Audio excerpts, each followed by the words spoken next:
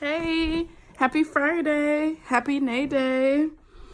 I have another question, guys, and I'm really excited about this question because this is something that I personally enjoy talking about. Because, he my boo. So, someone asked, how is it that me being married so young? If you don't know, I was 21. I turned 21 in September, and in November, I married Sam. So, let me turn this light on. So, someone inboxed me and asked, how is it that I was married so young and we are still married? It will be 13 years this year, 2019, or I'm sorry, 2020. I keep doing it. No. It is 2019. Ugh, fiscal years. Okay. So it will be 13 years this year, 2019. And I love him. He's my boo. So how is it that me at a young age can get married, stay committed to this man, and, him still give me butterflies in my stomach? So let's get to it. The way Sam and I started off was not conventional at all. It was definitely a spur of the moment type things. I worked with Sam at Ruby Tuesday, and he became such an amazing friend to me. I was going through some things, and he just took me under his wing and was just like a genuine friend. He was not always the nicest friend, but that he'll always be honest with you, and I appreciated that about him most of the times. Sometimes he got on my nerves with it, but anywho. So one day I needed a ride home from work, and so because we worked together and he was my friend, it was his responsibility to come pick me up and take me home. But that's just my opinion. So I called him and he came out and picked me up, and on my way to taking me home, he gave me this spiel on why he thought that he and I should be married. And I was just, kind of like blown away because we didn't have that kind of relationship. It wasn't anything like that. It was just, he was my friend, and I had just got out of a relationship, and I was young, it was right after my birthday. I had just turned 21. So he gave me this spiel on why he thought we should be married. And he's like, so what do you think? Will you marry me? And me being the prankster that I am, I was like, no. And him being the man that he was like, get out of my car. I told him that I was kidding and that I would marry him. So my mom knew him at this point. A lot of my family members knew him because he was such a great friend to me. He had been there for me in a really troubling time of my life.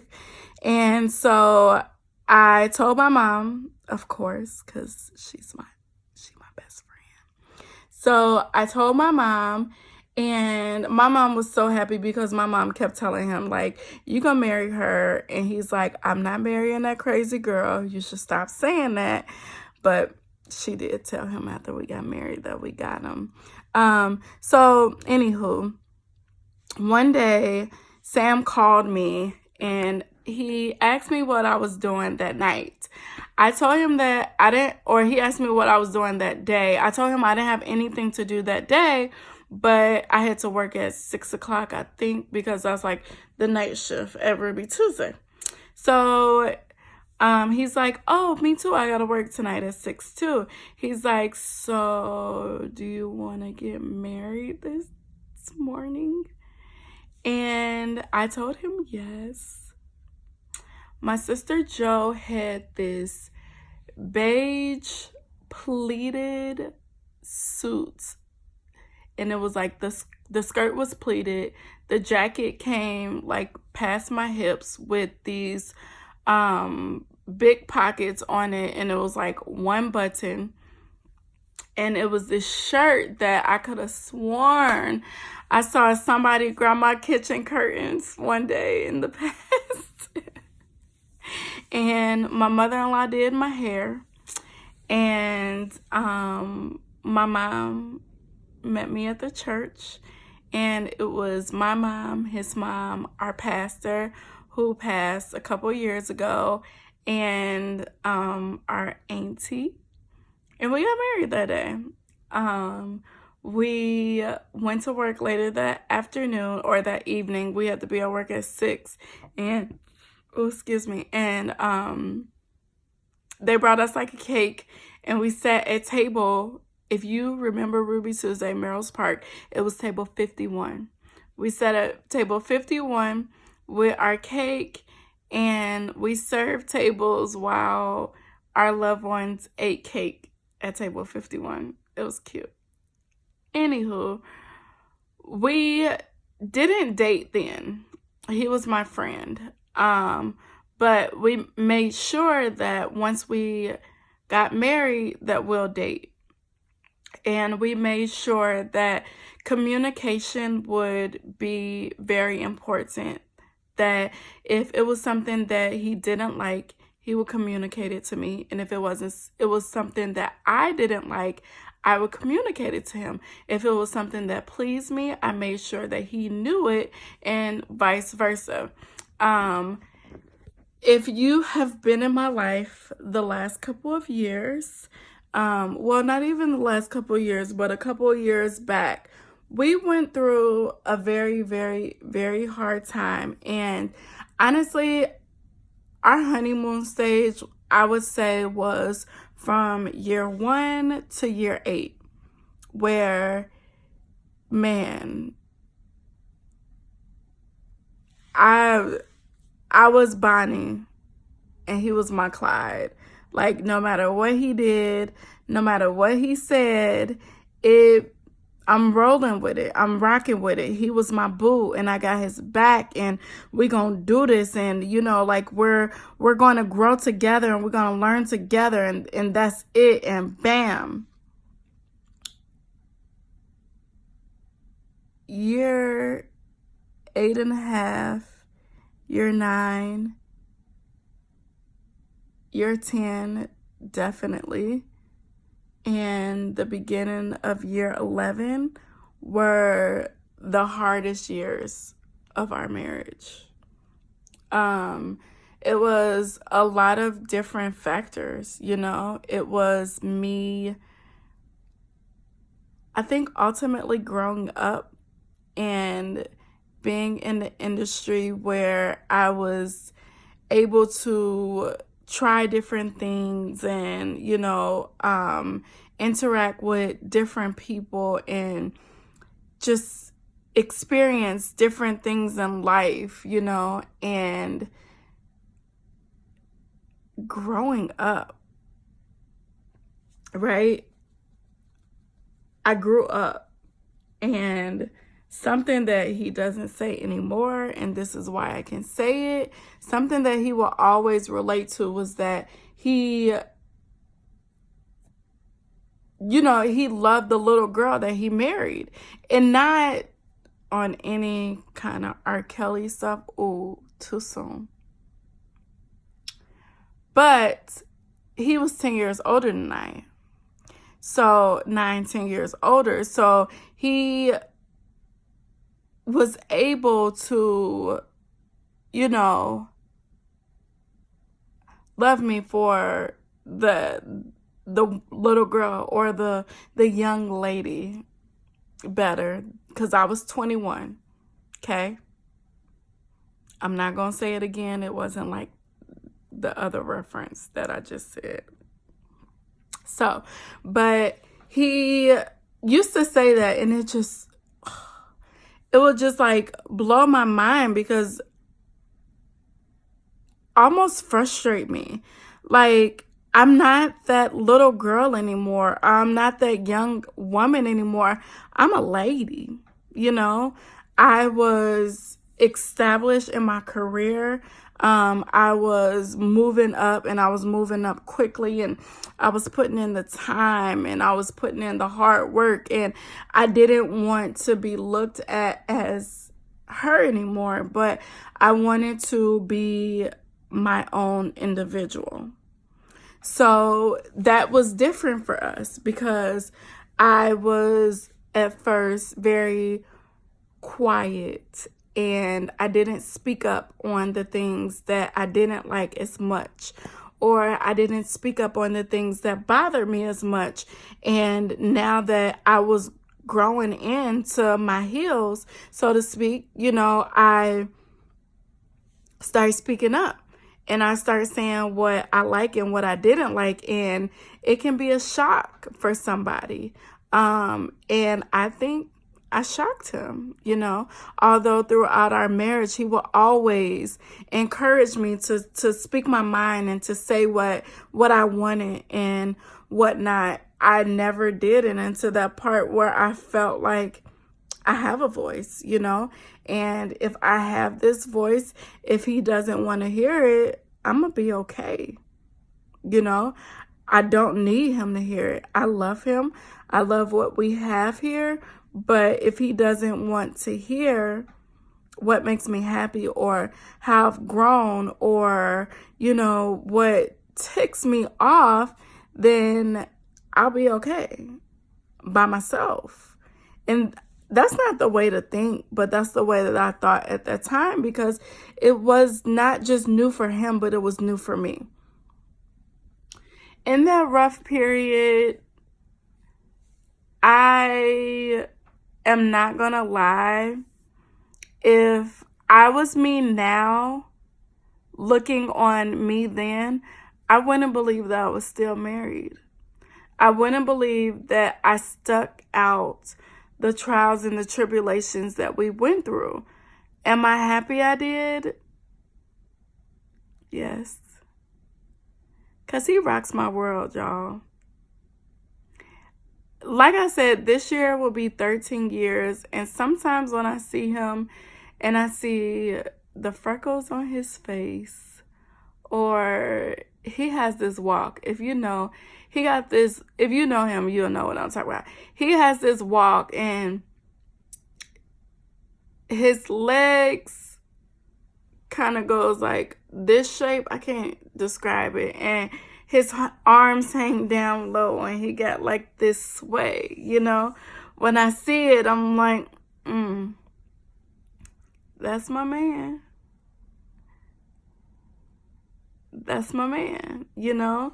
And when I was going through that rough patch, I didn't see him. I only saw what I wanted. And if you're in a marriage, that's never no way to live. It's to only see what you want. See, you know me, right?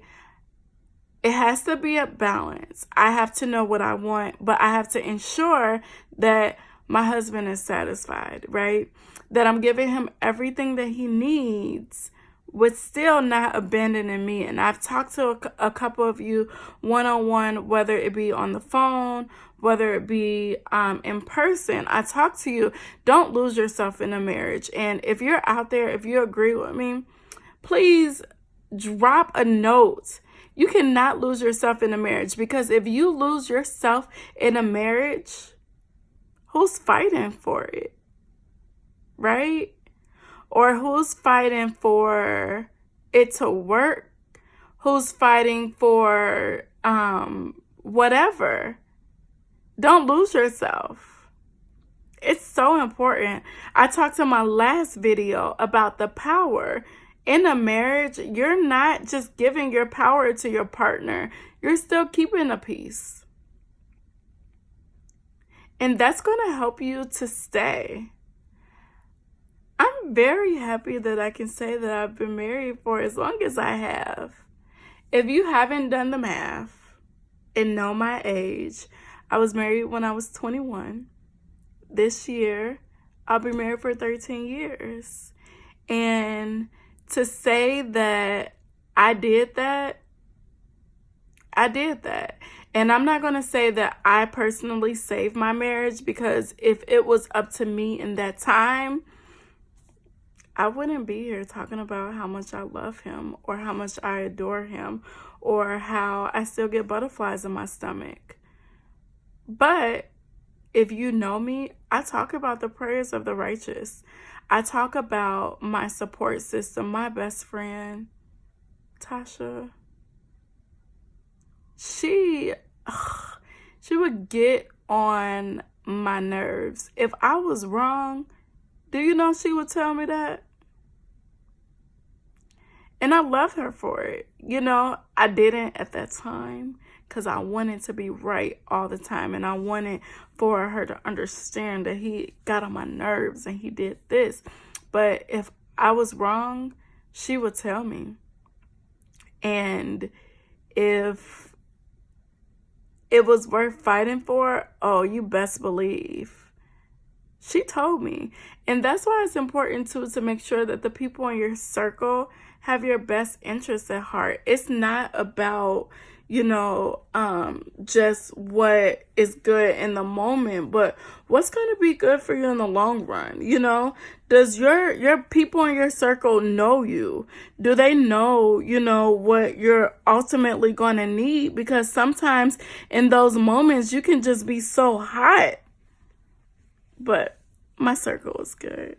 My mom, oh my gosh, my mom was a rock in that time. And my siblings, like, I couldn't have done it on my own. But I'm so grateful looking back now on it, because we went through a very, very, very rough time. And now, I'm not saying that now since we are, you know, we made it and we made it through that point, that it's always like rainbows and unicorns. And nope, he still get on my nerves sometimes. And I know most definitely me with my bubbly personality and my always wanting to be so positive that when something doesn't go right, I almost don't know how to handle it. And I kind of like flip a lid. I'm sure I get on his nerves too. But when we first got married, we said to each other, until death do us part. And I think that has a big part to do in why we're still married. Because even when death wasn't what was trying to pull us apart, it didn't win. We made that vow to each other. We believed in it from day one. And I love him. He's not my everything. Don't think that. I don't like when people say that. He's not my everything, but he's a great portion of it. And the things that we have been through and the years, the 13 almost years that we've been married, I wouldn't trade it for the world, because I think those rough times, those dark periods, it made us stronger. Our communication is better. Our love is stronger. And you know the other one. Y'all know I'm nasty. But anywho, what do you think? I think that if you're in a marriage and you're having a hard time, instead of going to what the law has made so easy, but it was never intentional for God, you have to pray on your relationships. And you have to talk to each other and you have to work it out. And oh my God, whoever went to Sheridan Elementary School, do you remember this song? Peacemakers talk about it, they don't fight about it. They want to make up and be friends. When someone bothers you, you'll be glad and say, please don't bother me, and let's be friends today. Hey! Peacemakers talk about it, they don't fight about it. They want to make up and be friends. Friendship is important in marriage. Don't talk about or don't fight about it. Talk about it. Talk about what's bothering you. Open up that communication. If it's not there yet, reel it in. Don't give it all to him at once.